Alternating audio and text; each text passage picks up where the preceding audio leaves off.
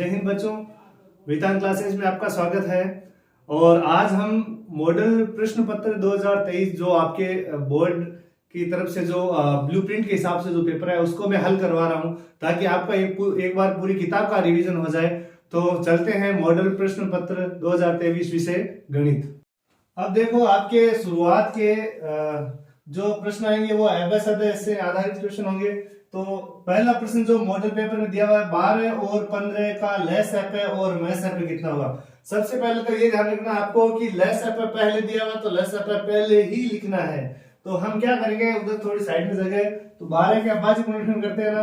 तो जैसे 12 का अभाज्य गुणनखंड किया तो 2 का भाग दिया 6 बार, 2 का 3 बार, 3 का 1, तो 2 की घात 2 गुणा 3, ये आए आपके 12 के अभाज्य गुणनखंड, 2 की घात 2 गुणा 3। और 15 के सीधा 15 में 2 का जाता नहीं, 3 का भाग देंगे 5 बार और 5 का भाग दिया 1 बार, तो 15 के हो गए 3 गुणा 5। मैंने आपको पिछली वीडियो में आसान तरीका बताया था, एक बार फिर बता देता हूँ कि लेस एफ में क्या करना है आपको। पहले लेस एफ पूछा हुआ, तो जितनी भी आपको संख्या दी हुई है उनमें सबसे बड़ी घात लिखनी है, सब संख्या लिखनी है उनकी बड़ी से बड़ी घात। अब देख लो, इनमें 2 है, 3 है, 5 है, तो आप लिखो 2 गुणा 3 गुणा 5। अब 2 की बड़ी घात कितनी है, 2 है, तो 2 की सबसे बड़ी घात होगी 2। और फिर 3 की यहाँ भी एक घात है, यही एक घात, तो एक घात लेनी है, और 5 की भी एक घात है। अब इनको गुणा करो तो आपका लेस एफ आ जाएगा। 2 को 2 से गुणा किया, 2 की घात 2 का मतलब हुआ 2 को 2 बार गुणा करना है, तो 2 को 2 से गुणा किया 4 का पहाड़ा 3 बार बोला 12, और 12 का पहाड़ा 5 बार बोला, ये हो गया 60।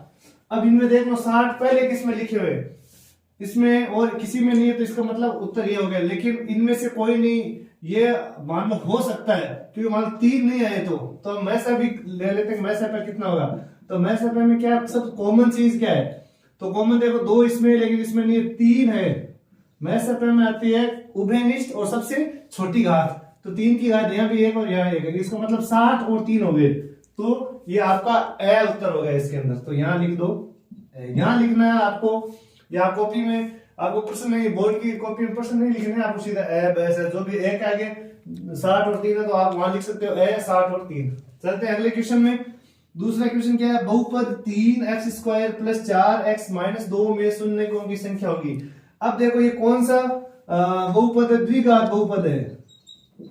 कौन सा है, द्विघात बहुपद। और द्विघात बहुपद में शून्य कितने होते हैं, 2 शून्य होते हैं। द्विघात बहुपद में कितने शून्य होते हैं, 2 शून्य होते हैं। अब देख लो 2 कौन से ऑप्शन में, 2 है दूसरे ऑप्शन में। यहाँ देखो 1 2 0, इनमें से कोई नहीं, तो 2 है ब में, तो यहाँ लिख दो ब। तो द्विघात समीकरण में शून्य की संख्या होगी 2। अब चलते हैं अगले क्वेश्चन में। थोड़ा सा मैं फास्ट करवा रहा हूँ, आपका टाइम ज्यादा नहीं लगे, आप दूसरे सब्जेक्ट की भी आपको तैयारी करनी है।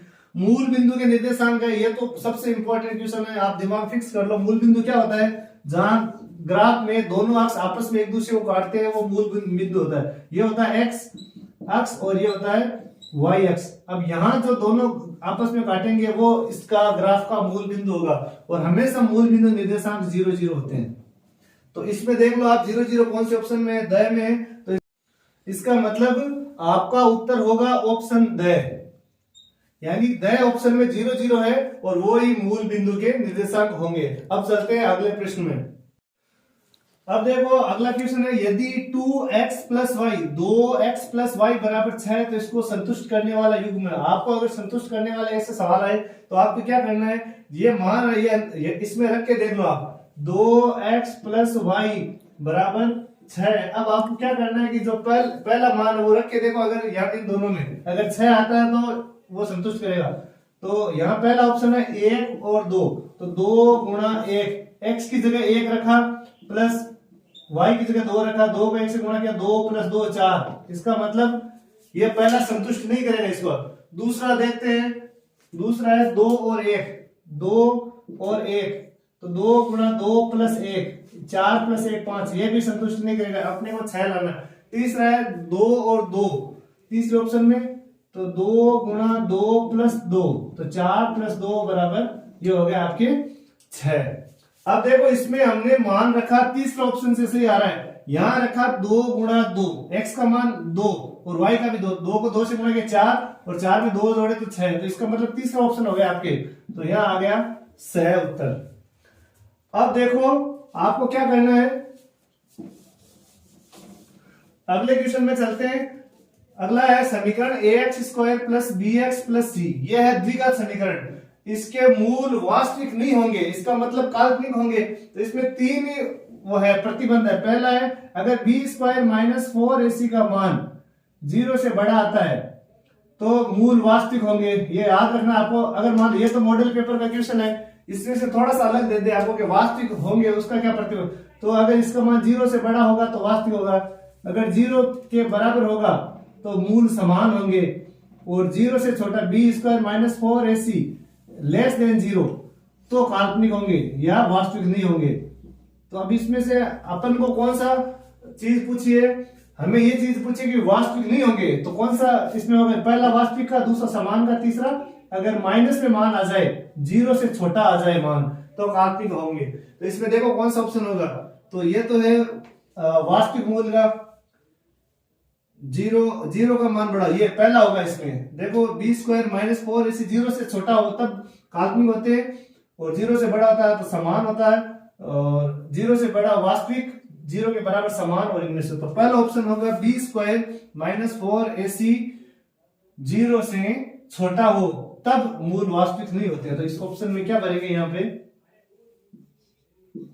इसमें ए ऑप्शन आएगा।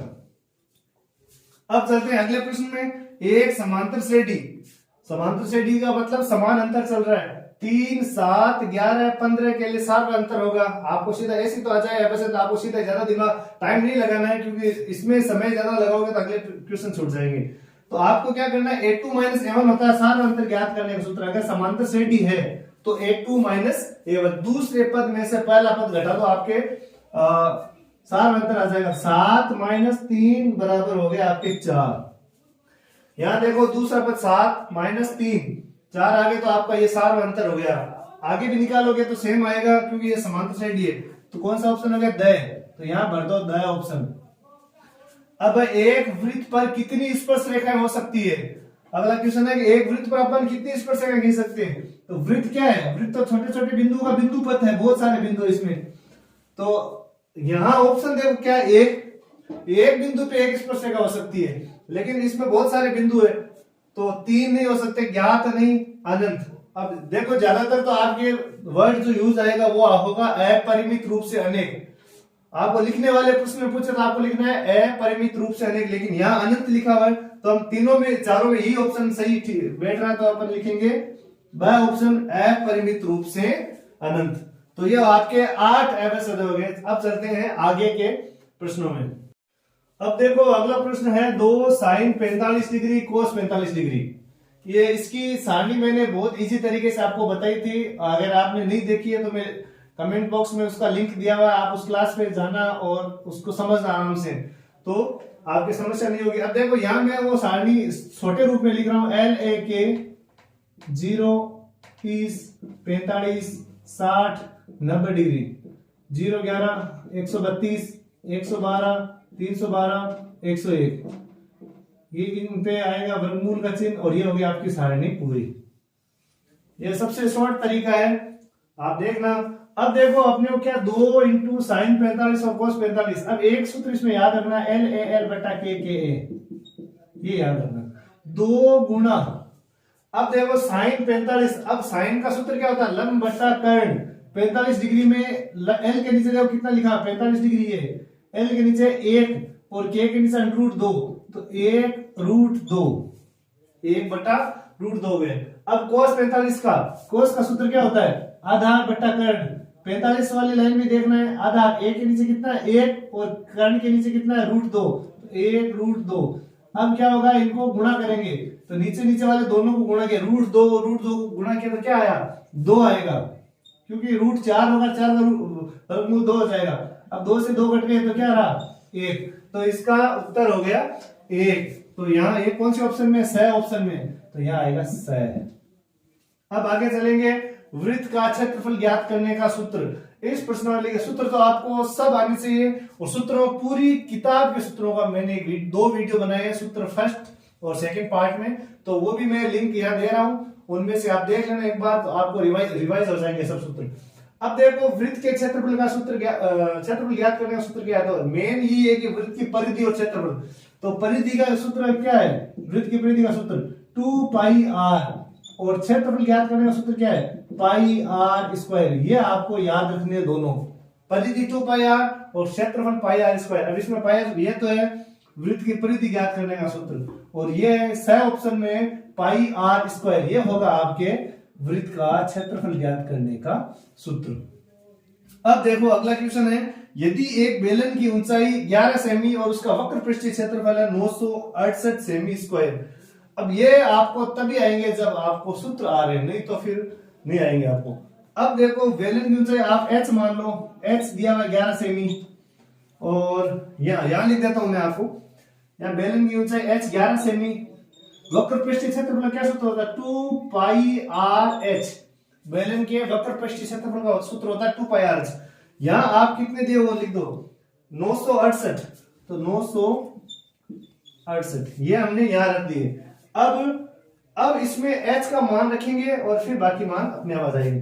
तो 2 पाई r और h का मान कितना है 11, तो 11 यहां रख दिए, 968। अब r का मान ज्ञात करेंगे तो 2 पाई और 11 इसके बट्टा में आ जाएंगे, भाग में आ जाएंगे। तो r बराबर 968 भाग 2, पाई का मान होता है 22/7। अब कई जगह तो आता है 22/7 और कई जगह आपको 3.14 यूज करना है। अब 22/7 क्यों यूज करना है, जहां आपके 7 का भाग जा रहा है, अदरवाइज आपको उसमें दिया हुआ होगा कि कितना यूज करना है। 2 पाई, पाई का मान 22। अब देखो यहां बट्टे नहीं लिखेंगे, ऊपर नीचे वैसे भी हर में, तो तीसरे नंबर पे जो संख्या आती है वो वापस अंश में चली जाती है, तो ऊपर आ जाएंगे 7। तो 2 पाई, पाई का मान 22 और 7 ऊपर आ गए, और h का मान है 11। अब हमें क्या करना है, भाग देना है इनमें। अब देखो 22 का भाग इसमें देंगे तो 22 का भाग 4 बार गया, 22 चौक 88, फिर 8 रह गए, वापिस 88 हो गए, तो और 4 बार चला गया। तो 22 का भाग 968 में गया 44 बार। अब 11 का भाग 44 में गया 4 बार, 11 चौक 44। अब 2 का भाग 4 में गया 2 बार, तो ऊपर क्या रहा 7 और 2, 7 को 2 से गुणा किया 14 आ गए। तो इनमें से आपको ऑप्शन में देखना है कौन से ऑप्शन में 14 से दिया हुआ है। तो पहले में 10, 11, 12 और 14 सेमी, तो ये आपके द ऑप्शन उत्तर हो गया। तो एबीसीडी में भी कई क्वेश्चन आपको ऐसे आएंगे जिनको आपको रफ में अच्छी तरीके से हल करना है। तो इसको हल किया तब आपके ये त्रिज्या का मान आ गया। कई बार क्या करते हैं कि व्यास पूछ लेते हैं, तो आपकी त्रिज्या आ गई तो उसको दुगुना कर दो, व्यास हो जाएगा। तो ये आपके क्वेश्चन नंबर 10। आगे चलते हैं प्रश्न। अब देखो अगला क्वेश्चन है, बंटन 7, 4, 5, 3, 4, 3, 4, 1, 2 का बहुलक होगा। तो बहुलक आपको जब भी बंटन से पूछे तो आपको क्या करना है, जो संख्या जिस संख्या की आवृत्ति या बारंबारता सबसे अधिक है वही आपका बहुलक होगा। तो इसमें सबसे ज्यादा बार कौन सी संख्या है, देखो 7 एक बार है, 5 एक बार है, 4 1 2 3, 4 3 बार आए हुए हैं, 3 2 बार आया हुआ है, 1 1 बार और 2 2। सबसे ज्यादा बारंबारता 4 की है, 3 बार है, तो सबसे ज्यादा क्या 4 आया, तो इसका बहुलक क्या होगा 4 होगा। तो 7 ये नहीं होगा, ये होगा ब ऑप्शन। तो ब इसका होगा उत्तर आपके। तो बहुलक अगर आपको माध्यक पूछे तो आपको क्या करना है, जब ये तो बहुलक है, माध्यक में आपको आरोही क्रम में उनको जमाना है, आरोही क्रम में लिखना है, और उसमें जो सबसे बीच की संख्या होगी वो आपका माध्यक या माध्यिका होगी। अगर बीच में 2 संख्याएं हैं तो आप 2 का भाग देके कर सकते हैं। अब देखो एक पासे को एक बार फेंका जाता है, पासे में कितने परिणाम होते हैं, देखो पासे में आपके होते हैं 6 परिणाम। पासे में परिणाम क्या क्या आ सकता है, पासे में 1 आ सकता है, 2 आ सकता है, 3 4 5 और 6। अब इनमें अभाज्य संख्या कौन कौन सी है, अभाज्य संख्या कुल परिणाम हो गए 6। अभाज्य संख्या ये सबसे छोटी अभाज्य संख्या है 2, याद रखना है सबसे छोटी अभाज्य संख्या 2 है। जिसमें अभाज्य संख्या कौन सी होती है, वह संख्या जिसमें स्वयं के अतिरिक्त किसी का भाग नहीं जाता। तो 2 हो गई, फिर 3 में 3 के बाद हो गई 5, तो ये आपके 3 अभाज्य संख्या होगी।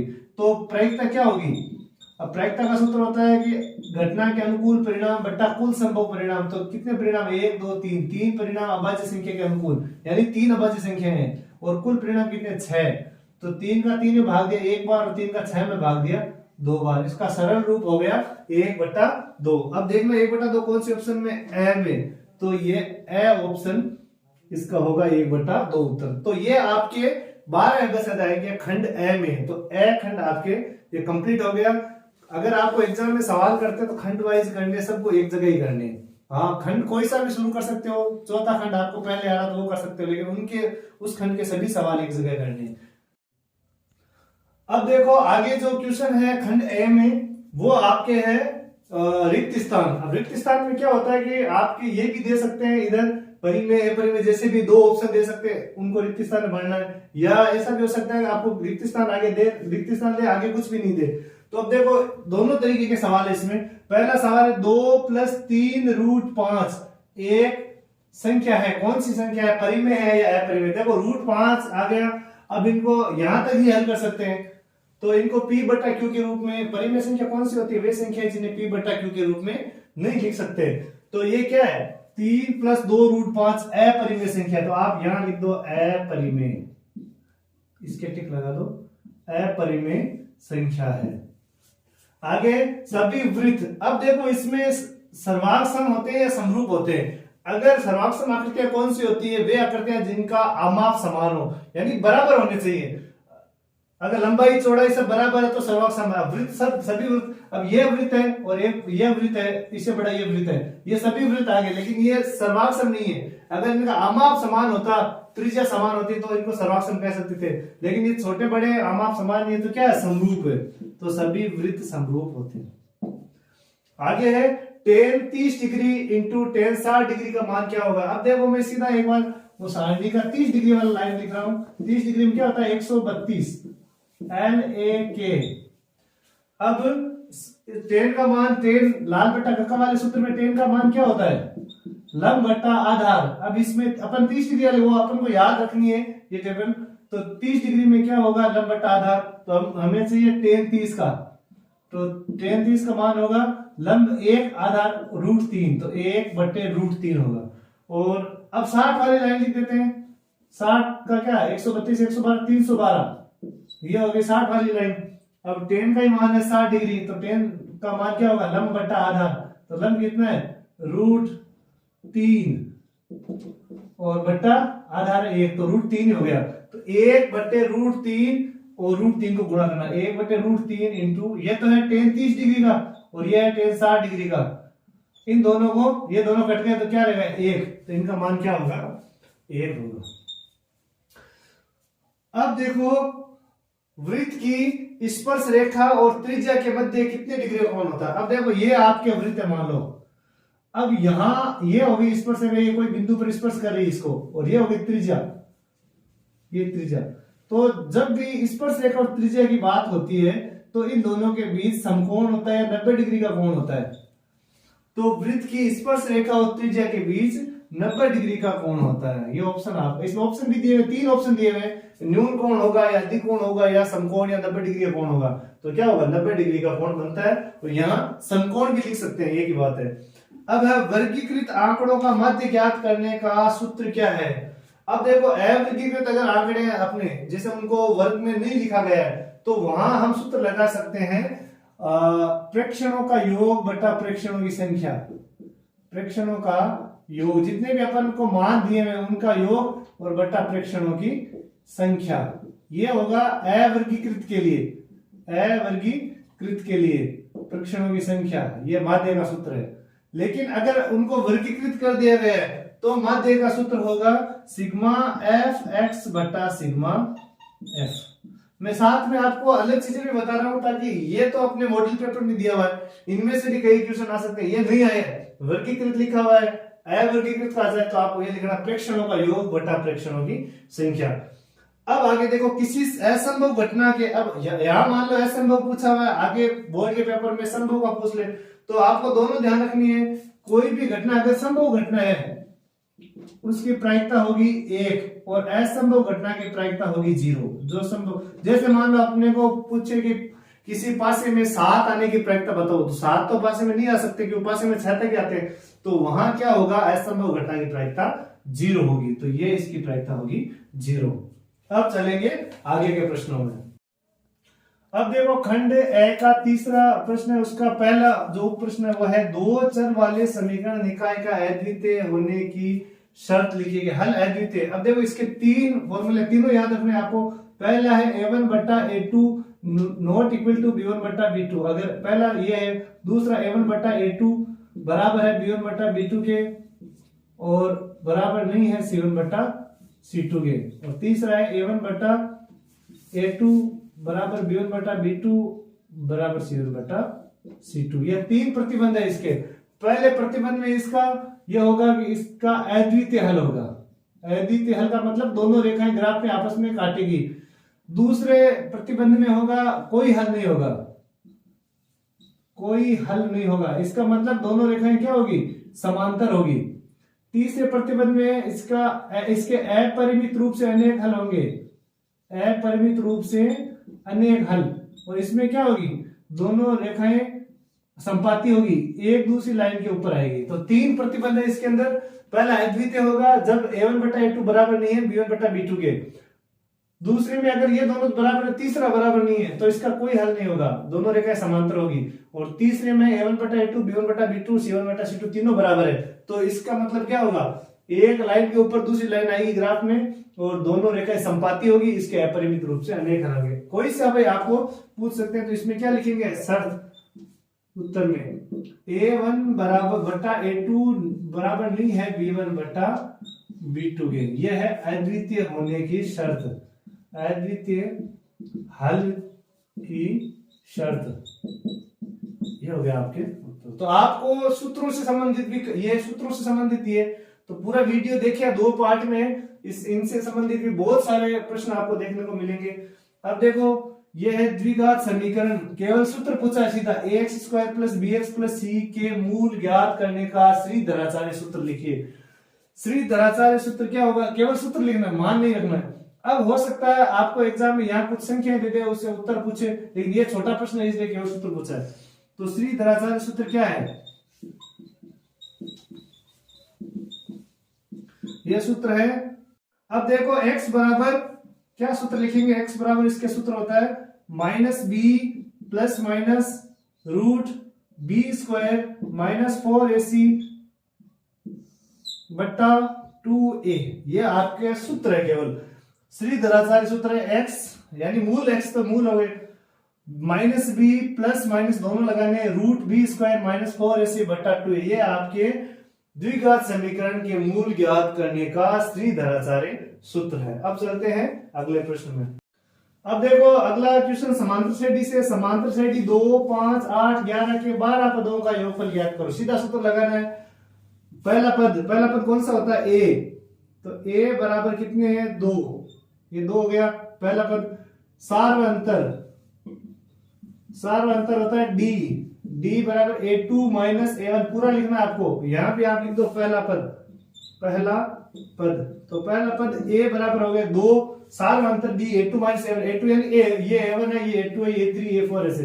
तो a2 है 5, दूसरा पद माइनस पहला पद, तो 5 माइनस 2 बराबर 3। ये हो गया सार्व अंतर, d बराबर 3 हो गए।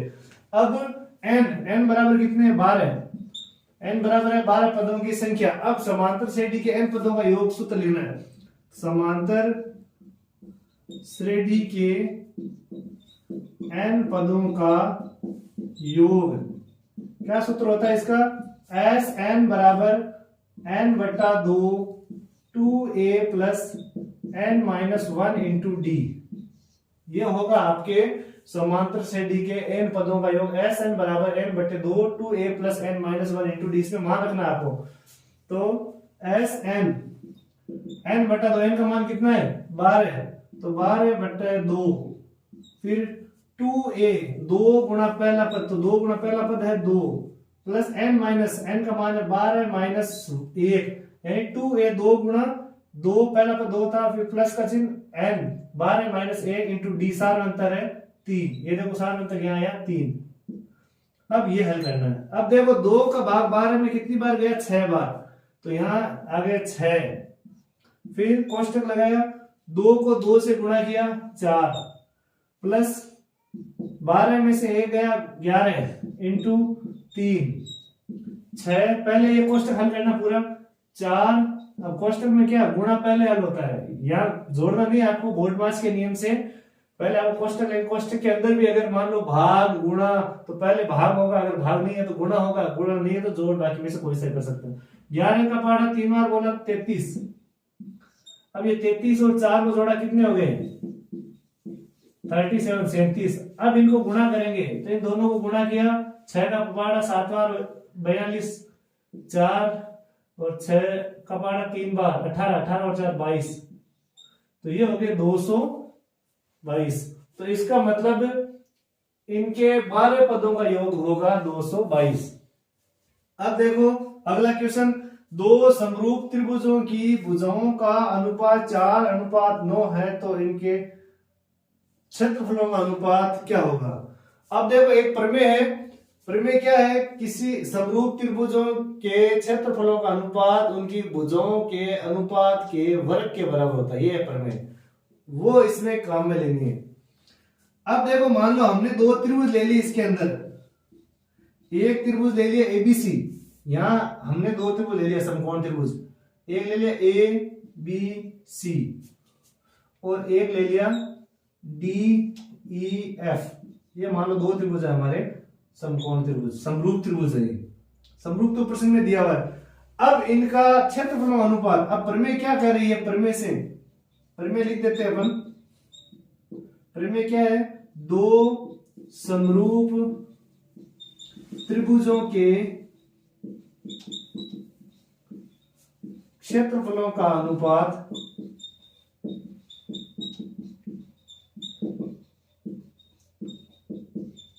उनकी संगत भुजाओं के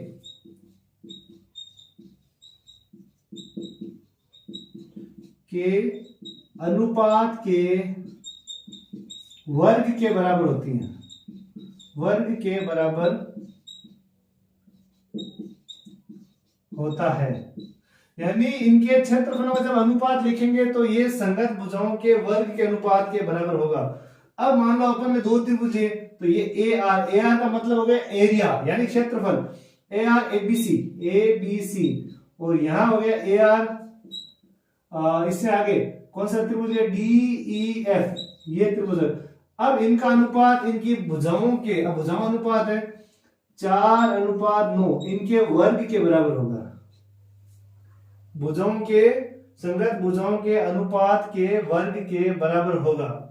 अब हमें क्या याद करना है, इनका वर्ग करेंगे तो इसके क्षेत्रफल का अनुपात आ जाएगा। तो 4 का वर्ग कितना हो गया 16 और 9 का हो गया 81, और 16 और 81 तो ये क्या हो गया, दोनों के क्षेत्रफल का अनुपात आ गया, अतः 16:81।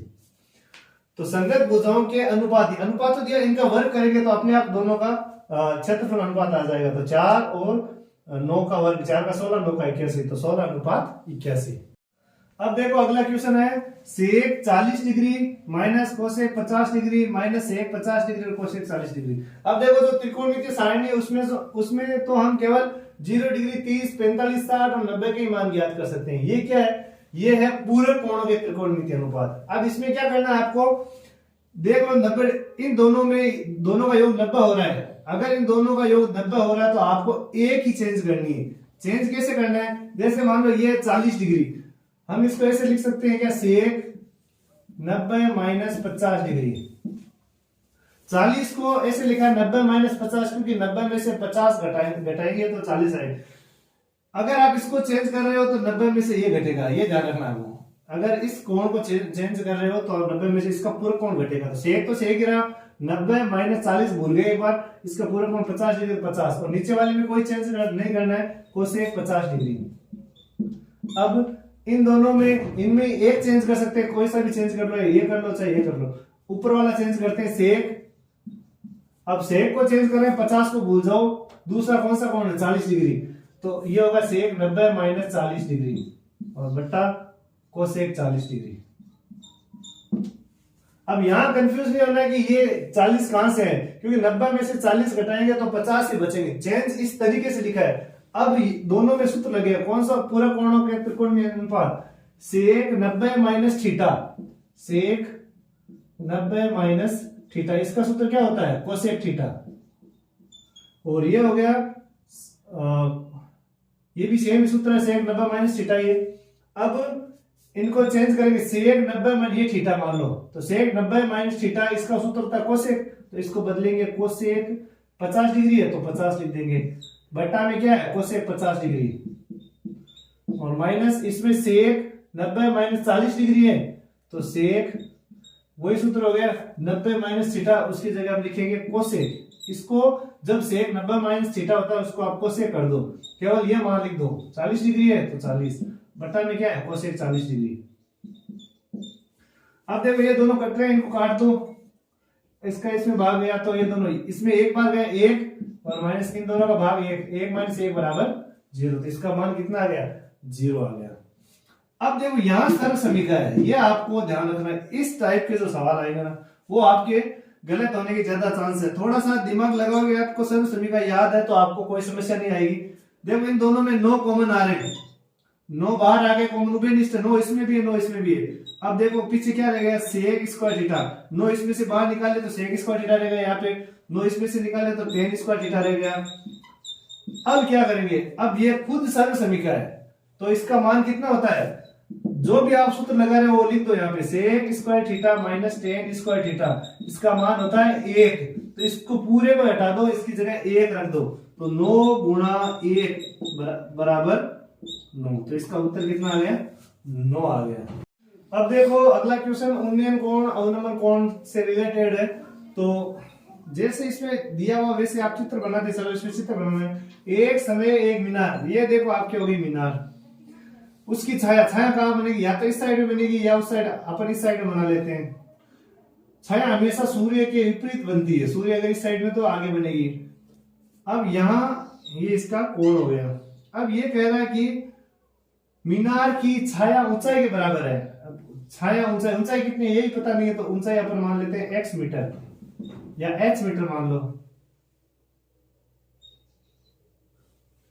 ये x ले लो आप, x मीटर और ये होगी x metre, A B C, ये अपनी मीनार है, यहाँ 90 डिग्री कोण होगा, यहाँ उन्नयन कोण बनेगा। अब देखो उन्नयन कोण कब बनता है, जब नीचे से ऊपर देखते हैं तब उन्नयन कोण बनता है, ऊपर से नीचे देखते तब अवनमन कोण बनता है। अब मीनार की ऊंचाई किसके बराबर है, इसकी छाया के बराबर, तो हमें कोण पूछा है तो यहां लिख देते हैं, माना कि मीनार की ऊंचाई कितनी होगी x मीटर, तो छाया भी कितनी होगी, छाया की लंबाई बराबर x मीटर की छाया होगी, क्यों प्रश्न में कहा दोनों बराबर है। तो अब क्या होगा, अब देखो लंब और आधार किसमें होता है, tan में होता है, लंब और आधार दो चीजें दी हुई है, तो tan का सूत्र लगे, tan का सूत्र क्या होता है, tan थीटा बराबर लंब बटे आधार, ये लिखा हुआ tan थीटा बराबर। अब कितना लंब कितना है, लंब है इसकी ऊंचाई x और आधार कितना है x, दोनों कट गए तो कितना है 1 आ गया। अब यहां लिखेंगे tan थीटा बराबर 1 हो गया, तो tan में 1 कितने डिग्री का मान होता है, सारणी में देखेंगे tan 1 मान होता है tan 45 का, तो यहां लिखेंगे tan थीटा बराबर ये tan थीटा और ये हो गया tan 45 डिग्री, तो ये इनवर्स में जाके कट जाता तो थीटा बराबर क्या रह गया 45 डिग्री रह गया, यहां थीटा का मान कितना आ गया 45 डिग्री, तो उन्नयन कोण लास्ट में आता है उन्नयन कोण बराबर 45 डिग्री।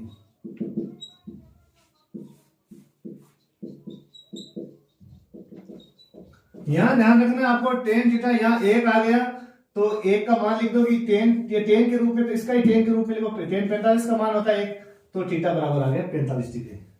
अब अगला सवाल है, दी गई आकृति में कोण थीटा का मान ज्ञात कीजिए। अब देखो सेम सवाल है, दोनों में कोई फर्क नहीं है, थोड़ा सा देखो यहाँ लंब दिया हुआ है और आधार दिया हुआ, थीटा का मान पूछा है, तो थीटा का मान कितना होगा, लंब और आधार किसमें होता है tan में, तो चूंकि tan थीटा बराबर लंब बटे आधार, tan थीटा, थीटा का मान हमें दिया हुआ नहीं, ज्ञात करना है, लंब कितना है 10 और ये आधार कितना 10 √3, अब 10 का भाग 10 से 10 कट गया ऊपर 1, तो tan थीटा बराबर हो गया 1 बटे √3। अब हमें tan का मान में हमें देखना है कि 1 बटे √3 किस में होता है, तो सारणी में 1 बटे √3 tan 30 डिग्री का मान होता है। अब वो सारणी आपको याद होनी चाहिए, या आप पहले बना सकते हो लास्ट वाले पेज पे कॉपी के। तो ये हो गया 30 डिग्री।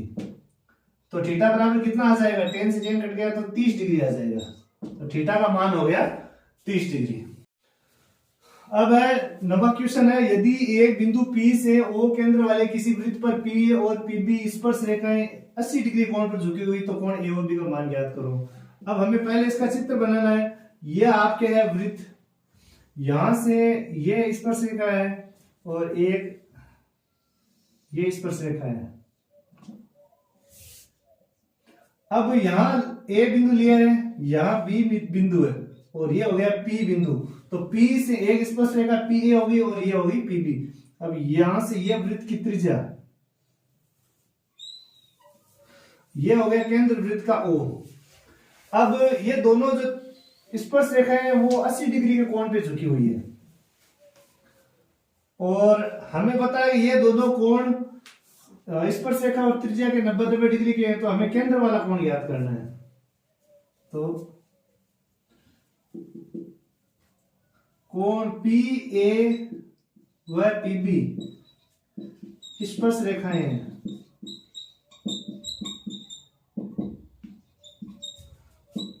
OA व AB, OA और OB वृत्त की त्रिज्याएं हैं।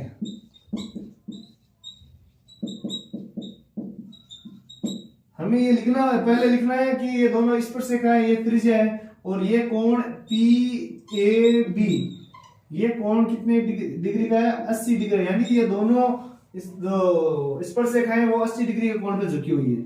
ये यहां लिखना दिया है। अब ये कोण कितने का होगा, ये दोनों, ये हमें लिखने।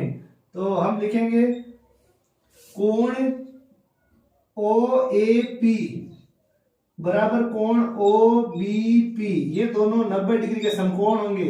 अब 90 डिग्री क्यों होंगे, तो हम यहां इसका कारण लिख देते हैं, वृत्त की स्पर्श रेखा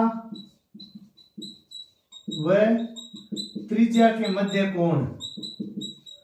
वृत्त की स्पर्श रेखा और त्रिज्या के मध्य कितने डिग्री का कोण होता है, समकोण। तो ये दोनों, ये भी समकोण होगा और ये भी समकोण होगा। अब क्या ज्ञात करना है, कोण AOB, ये हमें ज्ञात करना है। अब देखो ये चतुर्भुज बन गया PAOB। तो चतुर्भुज के चार कोण है कितना, तो 360। तो चतुर्भुज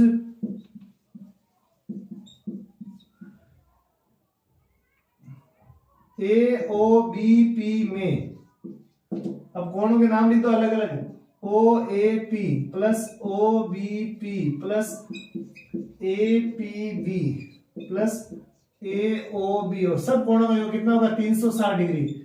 यानी चतुर्भुज के चारों कोणों का योग 360 डिग्री। अपने पास तीन कोण है, OAP ये कोण हो गया, OAP तो ये 90 डिग्री है, OBP 90 डिग्री का, तो ये 90 का हो गया, ये 90 डिग्री का हो गया।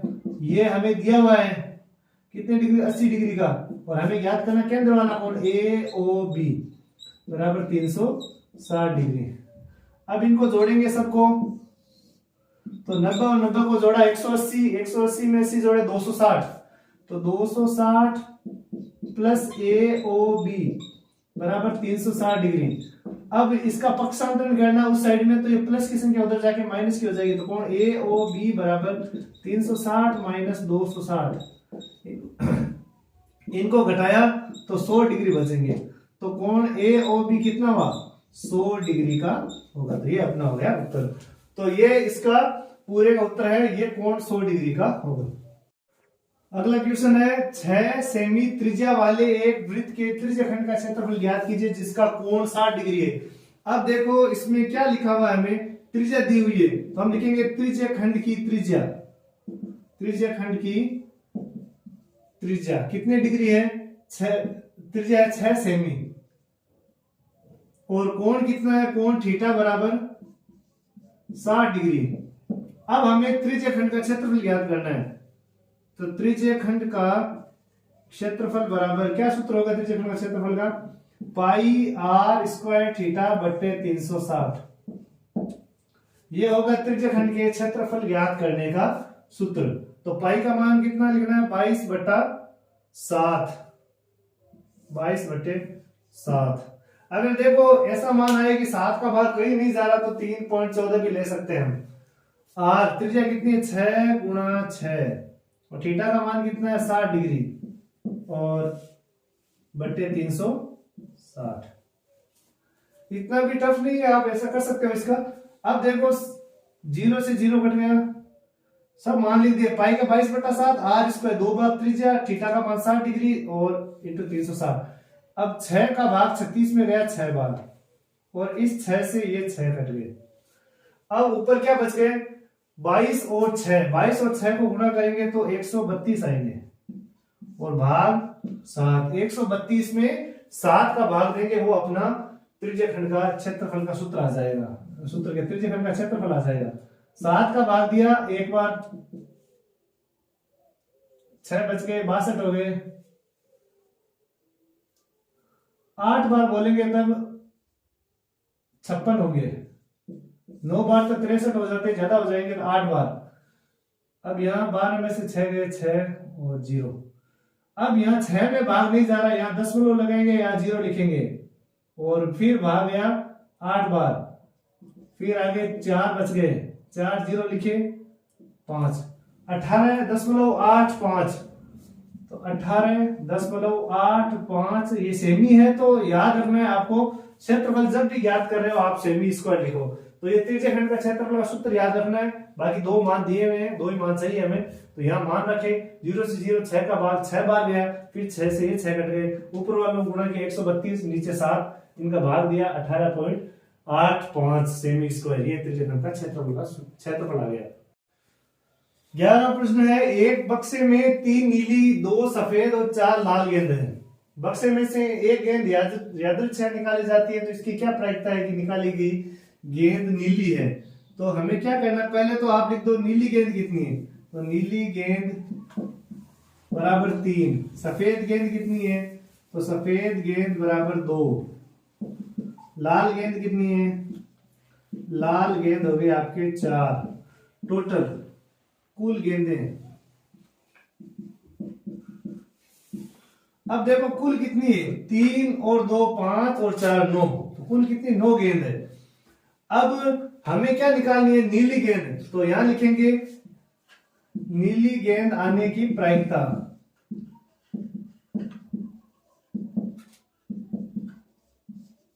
तो नीली को आप ब्लू कहते हैं तो बी लिख दो, पी बी, बी का मतलब ब्लू गेंद आने की P1 प्रायिकता प्रोबेबिलिटी। तो इसका क्या बी के अनुकूल परिणाम, बी के अनुकूल, बी का मतलब ब्लू गेंद परिणाम और बट्टे कुल संभव परिणाम, कुल संभव परिणाम। अब देखो बी के अनुकूल कितने हैं, बी का मतलब ब्लू गेंद कितनी है 3 और टोटल कितनी है 9, 3/9। लेकिन आपको जब इससे ज्यादा सरल हो रहा तो करना है 3 का भाग दिया एक बार और 3 का इसमें भाग दिया 3 बार, तो कितने हो गए 1/3। तो ये आपके 1/3 हो गए नीली गेंद आने की प्रायिकता। अगर आपको सफेद गेंद आने की प्रायिकता पूछे तो 2/9, अगर लाल गेंद आने की प्रायिकता पूछे तो 4/9 होंगे। जो भी गेंद की प्रायिकता पूछते हैं वो ऊपर आएगी और टोटल नीचे आएगी। तो नीली गेंद आने की प्रायिकता होगी 1/3। अब देखो इस ए खंड का अंतिम क्वेश्चन है 9 सेमी, इसमें तो 19 सेमी लिखा है लेकिन 19 तो आपके उस कॉपी में नहीं आएगा। आप 9 सेमी लंबा रेखाखंड खींचिए, इसे 2:1 में विभाजित कीजिए। अब देखो प्रकार से तो नहीं, मैं आपको ऐसे बता दूंगा और आप वहां प्रकार से ही बनाने आपको। देखो सबसे पहले आपको क्या करना है, एक 9 सेमी लंबा रेखाखंड ले लेते हैं। ये मान लो 9 सेमी लंबा रेखाखंड है। अब यहां से एक न्यून कोण बनाते हुए रेखा खींचनी है आपको। मान लो हमने ये न्यून कोण बना दिया। अब क्या करना है, प्रकार को थोड़ा सा खोल के कितना भी, लेकिन सेम रहना चाहिए। यहां रख के इस कोण, यहां ए ले लो और यहां बी ले लो। यहां रखना आपको प्रकार और इस पे नोक रख के पहला चाप काटना। मान लो पहला यहां कटा तो अब उतना ही रखना है और यहां रखना दूसरा इस बिंदु पे, और यहां दूसरा चाप और यहां काट दिया तीसरा चाप। ये 3 चाप, ये आपके हो गए A1, ये हो गया A2 और ये हो गया A3। अब क्या करना है, आप अंतिम जो बिंदु है उसको B से मिला दो। अंतिम है A3, तो A3 को मिला दो B से। ये आपके ध्यान रखना, अनुपात वाले जितने भी सवाल होते हैं, अब मान लो इसमें 3 चाप ही क्यों काटे, 2:1 है, तो 2 और 1 का योग कितना होता है 3। अगर मान लो 2:5 दिया होता तो अपन कितने चाप काटते, 7 चाप काटते। तो 3 चाप, लेकिन बराबर लंबाई की होनी चाहिए। जितना आपने प्रकार खोला है, पहला चाप काटा, वहां से दूसरा, उससे आगे तीसरा, इससे ऐसे चलेंगे। अब ये मिला दिया, अब इतना ही। अब जब हमें क्या करना, 2:1 में, 2 कहां होंगे, पहला 1 और 2, ये यहाँ 2 भाग होंगे और यहाँ, तो यहाँ एक चाप और काट, लेकिन कितना काटेंगे, तो अब A3 पे रख के एक चाप कुछ भी खोल के ऐसा चाप काट दिए, यानी A2 से थोड़ा कम। अब जितना चाप, ये देखो कोण कितना बन रहा है, जितना चाप यहां से काटा है वही चाप A2 पे रख के चाप काट दिया हमने। अब ये कोण है, इसको क्या करना है, आपको प्रकार से मापना है। यहाँ प्रकार की नोक होगी, यहाँ पेंसिल की नोक होगी, दोनों बराबर एग्जैक्ट बराबर होने चाहिए। और यहां से हम चाप काटेंगे, यहाँ रख के जो जितना चाप ये है उतना ही काटेंगे। मान लो यहाँ कटा, अब यहां से इस बिंदु से गुजरती हुई रेखा यहाँ आएगी। अब देखो ये दोनों लाइनें समांतर होनी चाहिए, अपनी समांतर है। यहां बिंदु ले लो आप C। तो अब 2:1 में कैसे लिखेंगे इसको, चित्र तो बन गया। रास्ता में जैसे आप बना रहे हो वैसे, सबसे पहले 9 सेमी का रेखाखंड खींचा, न्यून कोण बनाती हुई रेखा AX खींची, उसमें 3 समान लंबाई के चाप काटे, 3 इसलिए काटे 2 + 1 = 3, 3 चाप काटे, अंतिम चाप को B से मिलाया, उतने ही कोण का चाप A2 से खींचा और वो C पर काटता है B को। अब हम लिखेंगे ये कितने भाग हो गए, A से A2, A2 अनुपात A2 से A3, A2 A3, ये हो गया 2 और ये हो गया 1। अब यहां जा रहा है पहला, तो ये AC बराबर AC अनुपात BC या CB, जो भी है वो लिख दो। तो कितने हो गए, 2:1, तो यहां लिख दो 2:1। ये आपके रचना का सवाल हो गया, ये आपके खंड A कंप्लीट हो गया है। अब हम आगे के पार्ट में खंड B और C कंप्लीट करेंगे। तो इस तरह हम मॉडल पेपर पूरा हल करेंगे, जिससे आपको एक बार रिवीजन हो जाएगा पूरी किताब का। और अगर आपने अभी तक मेरे चैनल को सब्सक्राइब नहीं किया है तो सब्सक्राइब करें, बेल आइकन दबाएं, ताकि आपको जैसे ही वीडियो आए आपके पास पहुंच जाए। और अपने दोस्तों के साथ शेयर करें, अच्छी मेहनत करें, आपकी मेहनत ही आपको आगे लेके जाएगी, अच्छे नंबर मिलेंगे आपको। तो मेहनत जारी रखें और धन्यवाद।